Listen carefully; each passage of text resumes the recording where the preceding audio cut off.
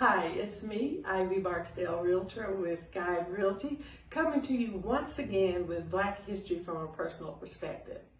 Now, last time we talked about how young James Mapp learned his first valuable life lesson about living in a segregated society.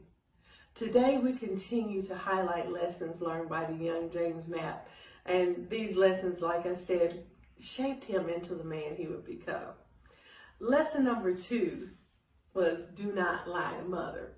Well, he tells the story of playing in a creek and, messing with tadpoles and stuff. And he got slime all over his clothes. And he was afraid to tell his mother because he thought he was going to get in trouble because he messed up his clothes. And so he ended up telling her 3 different stories, not realizing that the woman down the street had already told her what had happened anyway. So before she whipped him, she told him that the reason that she was whipping him wasn't because of the clothes. She could care less about the clothes. But she whipped him because he lied. And so he never lied to his mother again. Lesson number 3 is never allow someone else to make you do wrong. So in this story, he talks about going to the store with his friend whose mother had an account at the store. And so when the owner of the store was distracted, the friend put a box of animal crackers in James's hand and told him to hurry and go outside. Well, James tried to make himself feel better by thinking that his friend was just putting it on his mother's account, but he really knew better deep down inside, and that guilt stayed with him for quite a while.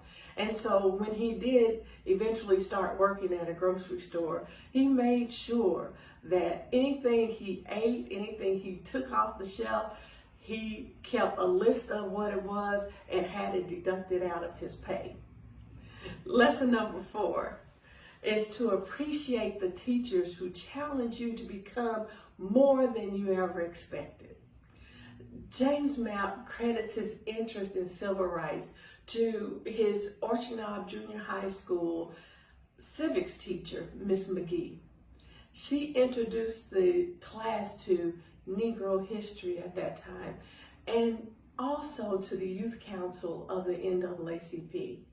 He would eventually become president of the Joint Youth Councils of the NAACP in Chattanooga.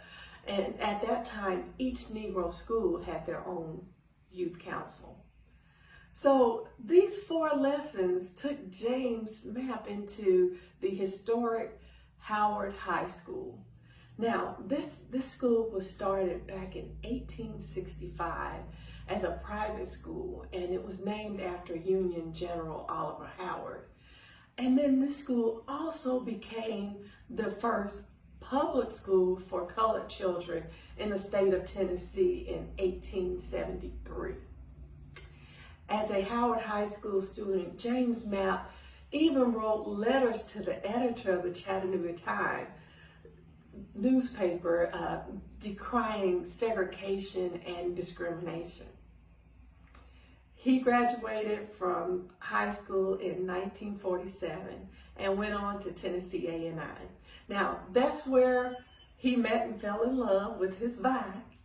And next time I'm going to talk to you a little bit more about some of his accomplishments in the civil rights movement.